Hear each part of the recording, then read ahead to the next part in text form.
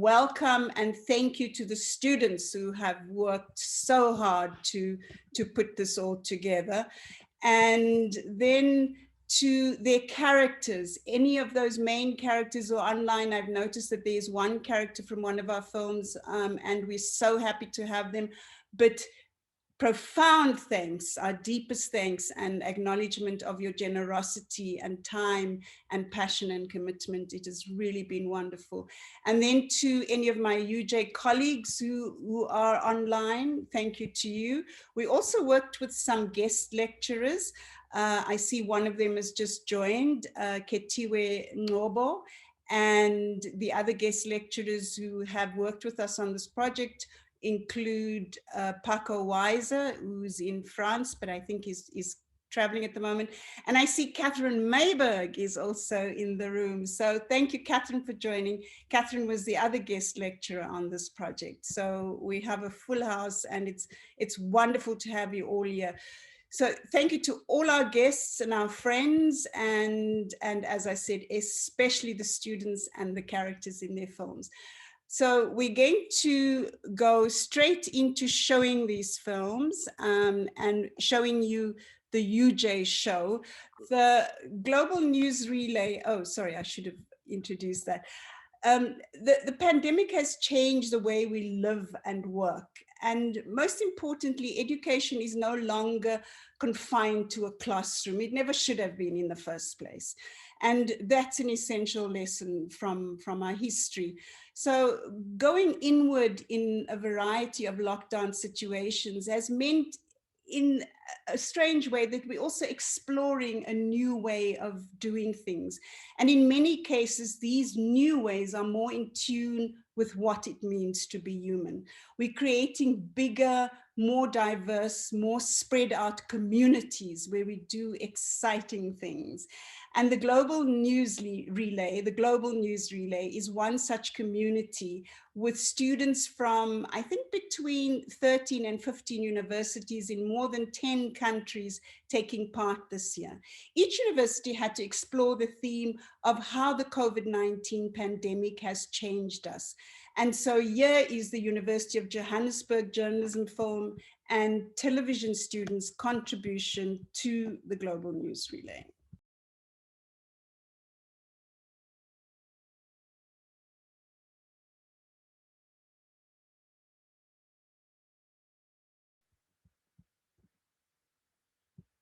And that's our show from the University of Johannesburg for the Global News Relay, which is an international venture involving between 13 and 15 universities from about 10 countries. And UJ, the students who did those films are the University of Johannesburg's journalism, film and television honors students, which means they are in their 4th year. I see quite a few people online who have worked on the project with us. There's Paco Weiser, who is in Paris right now, who was a guest lecturer and who is an amazing cinematographer, internationally renowned. There's Ketiwe Ngobo, South African producer and CEO of the Fusebox production company. And then I also saw Catherine Mayberg, who is one of the top editors in South Africa, especially documentary, but also a filmmaker who has an incredible track record. And she was also one of the guest lecturers on the project. So before we come to our guests and find out what they thought of the student films, we're going to quickly speak with the four of the representatives of these films. The class was divided into 4 groups. Each group had about 8 or 9 students, and each group made one film. So first up on the lineup was the film called The Business of Dying, the story of Jabu Pasha. And I'm going to ask the executive producer of that group, who's Spesishle Gotani, to unmute herself and put on a video for a little bit. Sishle, let's start with you. That was such a wonderful character. And I don't see your video yet. I just hope that you'll get it sorted out in the next couple of seconds.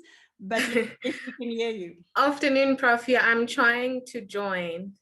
Okay, we can hear you, so don't worry about that. I'm just trying to quickly join with my video. Okay. Okay. While you're getting that sorted out, I just want to say that, you know, for every aspect of the production, the students have been prepared in various ways by myself and the three guest lecturers that I've just introduced to you. And so one of the things that they spend quite a bit of time on is interview training. So Sishle, I'm just going to go ahead and we can deal with the gremlins later and ask you, your main character, Jabu, engaging, amazing man with a great story to tell. But between him and the team, there was obviously quite a big age gap. How did you manage to get somebody who was so much older than the team to not only open up on camera, but to display so much vulnerability?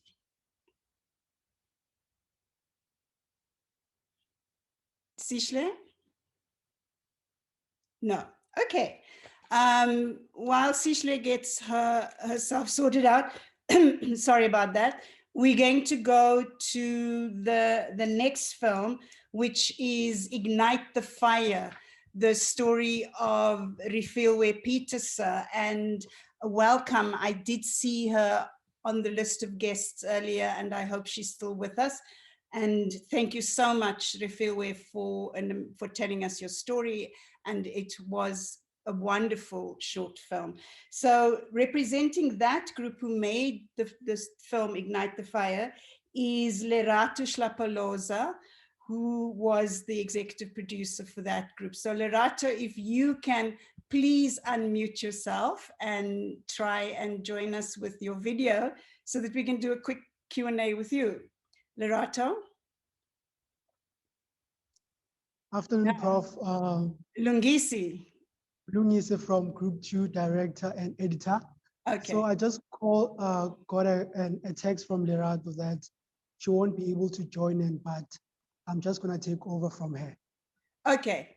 Mlungisi was the the editor for Group 2 and also the director. So I think that with the Group 2 story, as I've said before, you had, sorry about that, you had an amazing character, engaging story to tell.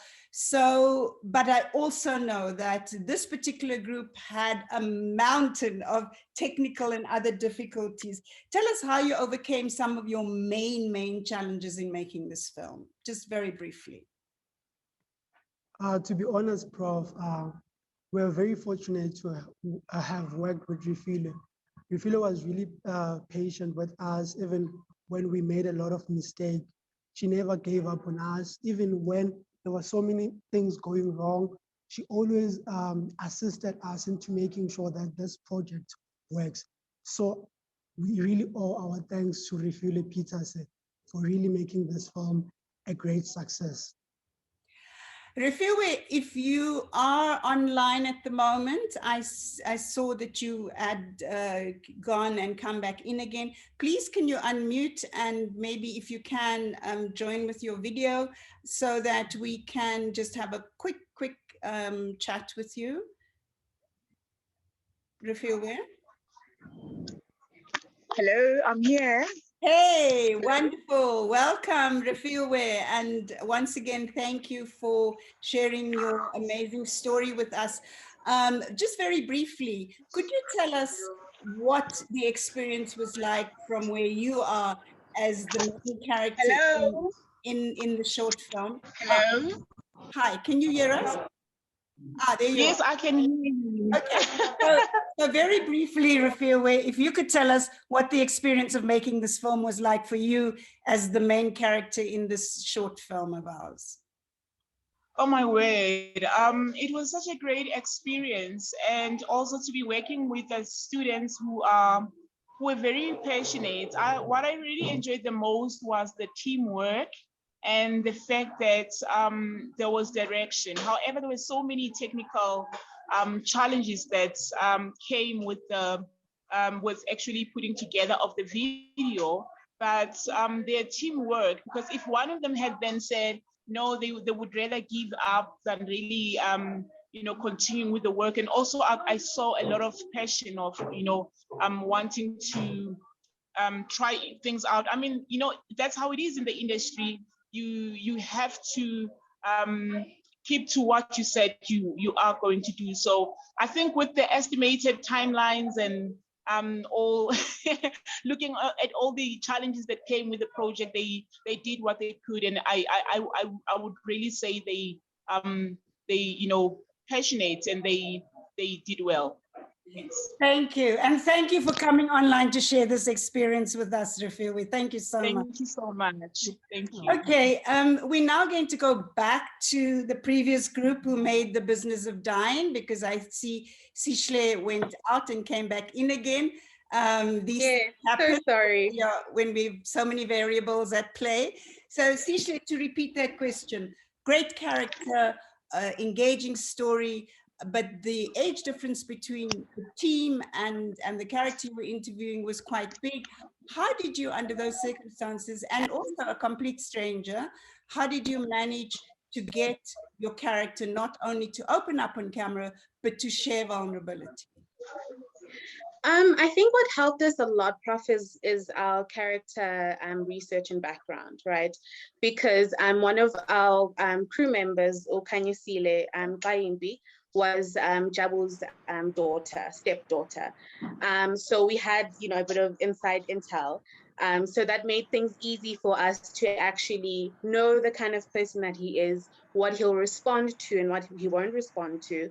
And like you said, you know, there's the age difference, and then there's also, you know, the culture aspect of it, you know, the respect of the culture aspect, and how to approach someone that is obviously, you know, older than you and also male. So I think what helped was just obviously having that information, and you know, he was also very welcoming from the get-go. You know, when we entered his home during COVID, you know, you get anxious when people come to your house and invade your space. But we were very prepared. We told him, listen, we've got sanitizers, we've got masks, we've got gloves, you know, you have nothing to worry about. So I think from the get-go, he felt comfortable with us. He knew that we, you know, we weren't there to expose him to any danger. And yeah, we had a lot of time. We also had a bit of, you know, technical glitches. So we had a lot of time to sit and chat with him casually. So that really helped our relationship with him. And really, he was such an open guy. He was also very willing to assist. He's also in photography. So, you know, we chatted about equipment and this and that. But it happened, I suppose we were lucky because it happened, you know, in the thick of the interview, and it was insane. The room just became something else, and we just let him, you know, share his emotions with us. It wasn't, you know, we didn't manipulate him in any way. It wasn't we didn't tell him what we wanted him to be or how he should feel or look. It just came naturally, and I think it was just that relationship that we had built with him prior to sitting down and having the interview. And I think also, you know, when you have traumas that you kind of lock away, you know, at the back of your mind, because what happened to him was really, really tragic. And I think he hadn't spoken about it to anyone for such a long time. And now here we are posing this question to him, and we're taking him back to the moment. So I think, yeah, it was pretty much a mixture of things, but really forming a relationship with him from the get-go really helped us, because then there was, you know, that trust element. Thank you, Sishle. Wonderful. Well done. Absolutely excellent work. Thank you so much. Thank you. Our next film was called Under Pressure, and joining us to chat quickly about that film is the editor, Mpusheng Isaac Manaswe. Isaac, if you can unmute and share your video with us for a little bit so that we can just quickly, you know, get some insight from you about making Under Pressure. Isaac, are you around? Am I audible? Yes, I can hear you. Okay, so I think Under Pressure, of the 4 films, you guys really pushed the boundaries of what it meant for you to make a hybrid documentary. You really tried things, took risks. So what was the main thing that you'd like to bring to our attention about that experience and about taking those risks? I guess, first of all, the main issue of having everyone in our production crew understand what it was we were trying to do was very key. From pre-production throughout production, we all got a sense of what it was we wanted to see in our film, right? And I guess that is the main reason why production was so smooth as well. However, when it came to post-production, things took a turn. I mean, my crew members can actually attest to that production it was much smoother than post-production, because in post-production we then had a lot of technical issues, and we then started brainstorming, and compromising as well, on how we'd want our film to play out and everything. And also through the help of Ms. Obo, thank you so much.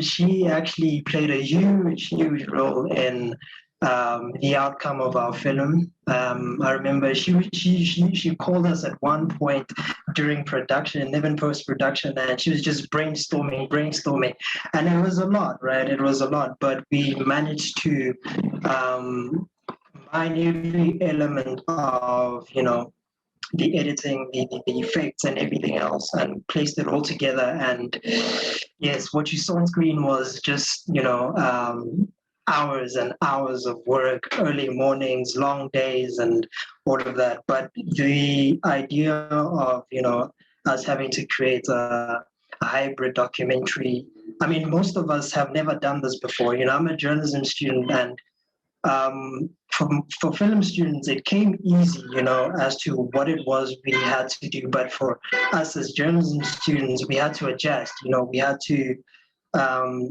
put our mindset into this whole film, and be there as not only journalism students, but as producers and editors, just to fulfill our roles and have this production become a success that it is. Isaac, thank you so much for giving us that insight, and I especially like the to and fro, the constant back and forth between the team and the guest lecturer, Ketiwe Ngobo, and amongst each other. So it's clear that in the process everybody was learning quite a bit, and also just to explain for our guests especially, that what Isaac was saying is that the class comprised of roughly half journalism students and half of them film and television students. So thank you, Isaac. Thank you, it's been a pleasure.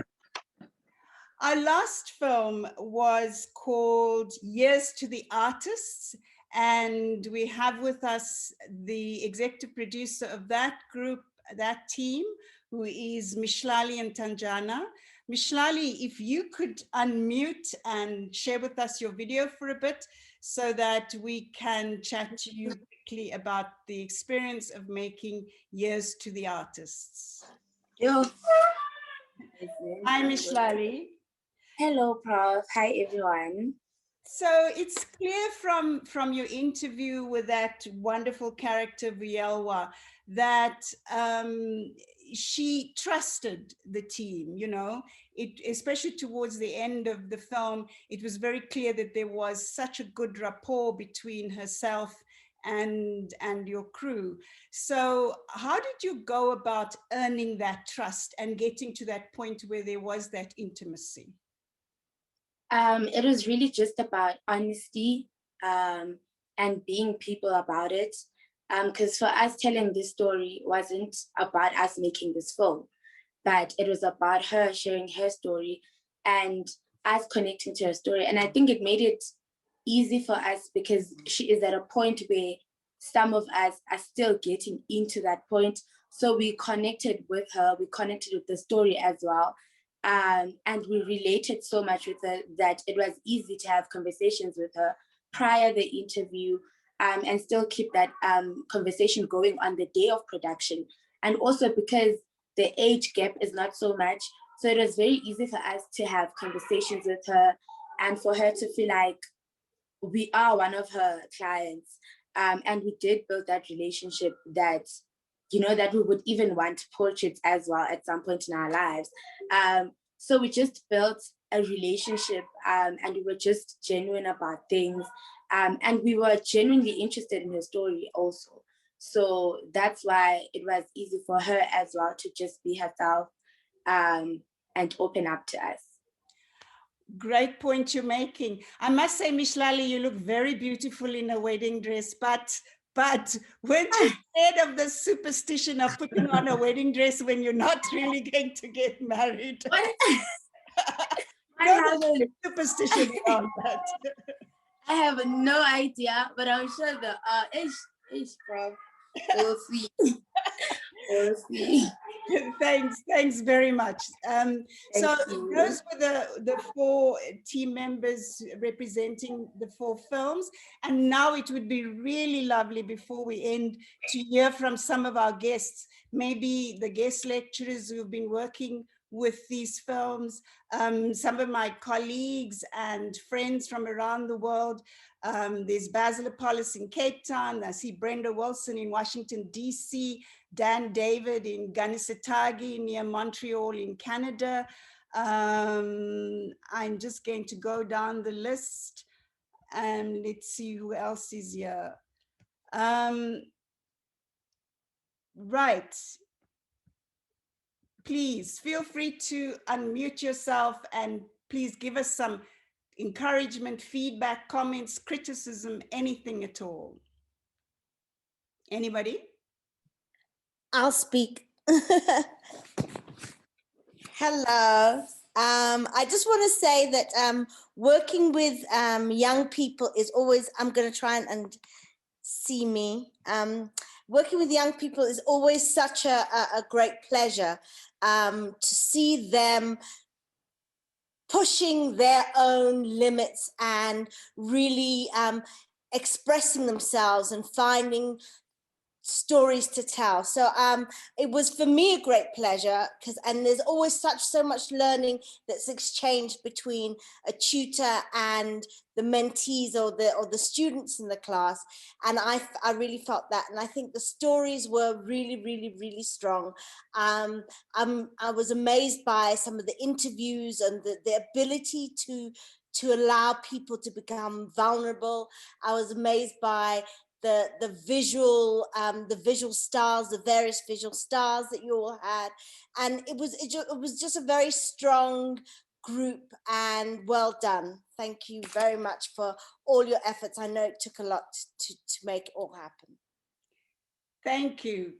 As I said earlier, Ketiwe Ngobo was one of the guest lecturers on this project, and he's also a renowned South African filmmaker and CEO of the Fusebox production company. And we'd also like to hear from some of the other guests, maybe the non-South African guests. How about it? So I was very struck by the progress during the editing part and the script. About all the films were full of great stamina, and facing COVID, at first we thought that it would be a series of depressing stories, but it's not, and that's what I loved the most, and I'm really keen on complimenting everybody on that. It's especially when the students have faced the same thing, to select stories that give some hope and some new ways of living, actually. So thank you all for that, and it was a pleasure to work with them. Thank you, Paco. Paco Weiser is a French cinematographer, a very renowned French cinematographer who lives between Johannesburg and Paris, and was also one of the guest lecturers on this project.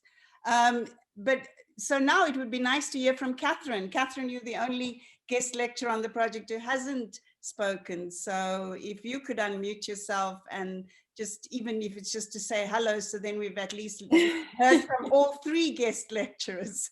Hi, Catherine. Hi, everyone. So congratulations, everyone. And I want to agree with Paco. I mean, the huge steps that were taken in the post-production were amazing. Really took on all of the footage that you had and transformed it, and also went back and refilmed things and did pickups and all of that, all of which were really, really enriched your stories. And I'm sure you could feel that how that helped your process, and you learned from that clearly. You could see the big steps that were made. And I mean, I always say that in post-production, I think you learn the most, and I always want everyone to be in the edit suite, because script writers and directors and cinematographers really learn a lot in the edit suite as to, you know, what they can do and how they can effectively tell stories better when shooting.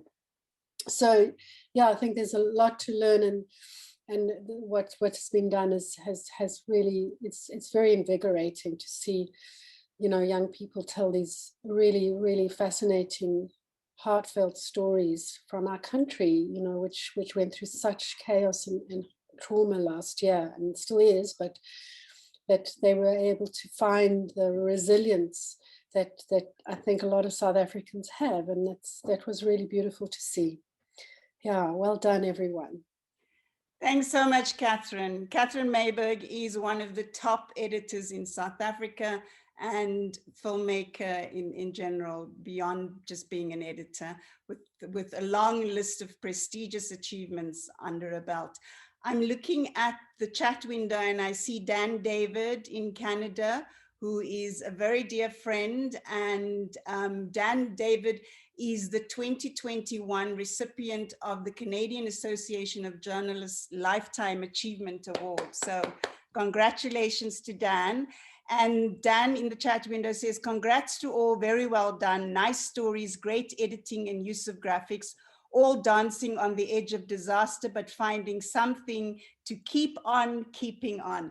Dan, would you like to unmute and just say hi to the students? Dan David has done lots of training in South Africa, most importantly in 1993-94, when we did the transition from to democracy, from apartheid to democracy. Dan David was part of a team of Canadians who came and helped the South African Broadcasting Corporation change from being a propaganda outfit to being a proper democratic broadcaster. So Dan, it would be great to hear your voice for a couple of minutes. I just loved all the stories. I love the stories because they did show, as my learned friend said, the resilience of people, of individuals. Ordinary people is no such thing. There's no such thing as an ordinary person. And I think you showed that in every one of your stories. Just surviving can be success. And that shone through on each and every one of your productions. I was struck by the quality of the productions. You know, I've taught university students, and sometimes it can go terribly wrong. But you guys did amazing work. I don't know who was helping you, but I would pay them double, because obviously you've had some great teachers. I loved in particular the little balloons on under pressure, where you show a WhatsApp a cell phone, and then those little balloons come up, and I just thought, wow, how creative. And that's the thing that really struck me as well, the creativity on each of these productions. It was just amazing, just really uplifting. And I meant that each of the stories dancing on the edge of disaster, and somehow each of your characters came through. I was so struck by the first one, by Jabu, going through down, disaster after disaster, and then just simply surviving can be success. You know, it was just such a great story. Among all of those, you know, I was struck by the passion of the storytelling. And I'll leave it there because I'm sure that somebody else has lots more interesting things to say than me. Thank you, Danny. That was so encouraging. Thank you very, very much, Dan David, my dear friend in Canada, and as I said, winner of the 2021 Canadian Association of Journalists Lifetime Achievement Award. I also see online we have Brenda Wilson in Washington, DC. Brenda is a journalist who's also worked in South Africa at the same time as Dan David, starting in the 90s and coming back many times since then to train South African journalists when she was with the National Public Radio in the US, and has most of her career been a health specialist. So at a time when we're all telling stories about a pandemic, she is somebody that it would be nice to hear from. So Brenda, could you unmute yourself and maybe even just say hello? Hello. Yes, I guess the one thing as a radio journalist, what has always been really important to me is story. And so the thing that I was struck by was their finding stories. And I think it's really important to value relations and work the grapevine. I think some of the best stories are sort of right next to you. And I was really impressed by the fact that, you know, given how constrained we are during this time, that they found the stories. However limiting their movement may have been because of the pandemic, you know, the people, whether it was a relative or, you know, another student, but I was just simply struck by the movement in the stories because, you know, not even professional journalists sometimes get that, you know, stories that move, that begin someplace and go somewhere. And in each of these, I was impressed by that. Within a short frame of time, they were able to take you from one point to another or to, you know, to another place. So I would say keep on, and I was like Dan, impressed by the professionalism. I mean, I've seen work here in the States that wouldn't measure up to the stories that I saw there. And I'd say keep up the good work, and I'd say work those grapevines. Keep in mind that those stories are, you know, sometimes hidden inside people that you know, that they're already there, and don't forget that. And thank you. It was really impressive. Thanks, Brenda. Brenda Wilson, based in Washington, DC, who has done many terms of duty in South Africa, training South African journalists from time to time. I consider it my second home, basically, you know. We miss you. We miss you. We miss both of you, you and Danny. Okay. Great. Let's come back home before we end. How about hearing from some South Africans? I see we have Basil Apollos, renowned theatre director and artist and media person. So Basil, let's hear from you. All right. I'm not going to switch my video on because I've had a cold and I'm actually sitting here with a lot of drugs. You know, having a cold these days can be really scary. Scary. Yes. And you don't want, I don't want to mention that C word, but I woke up with without smell or taste yesterday, and then I was really worried. But anyway, I'm okay now. I don't look fine. Guys, I was really, really impressed with all the films, and you know, coming from a theater background, you know, I first of all must engage with the character, and all the characters in all the stories was really, you manage to get a sense of pathos. Each one of them had that sense of pathos because they were so vulnerable, which means that you engaged with honesty. I could feel each character. And as Brenda said, I loved the way the stories then moved along. So I really want to add to what all the people have said and say a huge congratulations to all the teams. And I know how difficult that can be. I have just spent 13 to 14 hours with an editor, and it's still going on. I asked him now, please don't bother me or phone me in the next hour. And I know how many challenges there could be. And really, for people who don't have a lot of experience, you showed maturity, not only in engaging with the characters, but in technical skills, the way you wanted to tell the story, the visuals in it. I really think it was very impressive. Thank you very much. Thank you, Basil. Basil Apollos, who is a very, very famous South African actor, was in Jerusalem and can't go anywhere in public without people asking him about Jerusalem, but has done a lot of work in the theater and is an amazing theater director. So thank you for that input.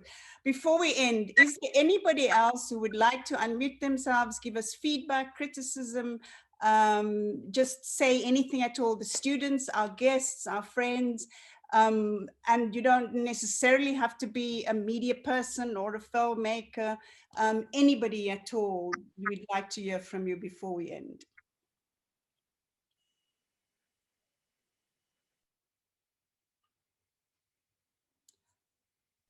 Nobody? Okay. In that case, thank you very much, everybody, for, oops, I thought I heard from somebody. Basil, could you put your phone on mute? Sorry, I'm just going to mute you. If there's nobody else, I just want to say thank you very much once more to the students and to their characters, and then to those 3 guest lecturers for all the work that they put into it, and to our guests from around the world, especially those of you who gave us such generous and considered feedback that we can use in the work going forward, and that will definitely inspire the students, and that lifts us all up after months and months of hard work. So a very big thank you from the bottom of our hearts, and please take care wherever you are and stay safe, everybody. Thank you. Bye-bye. Bye. Well done. Bye, Bye. everyone.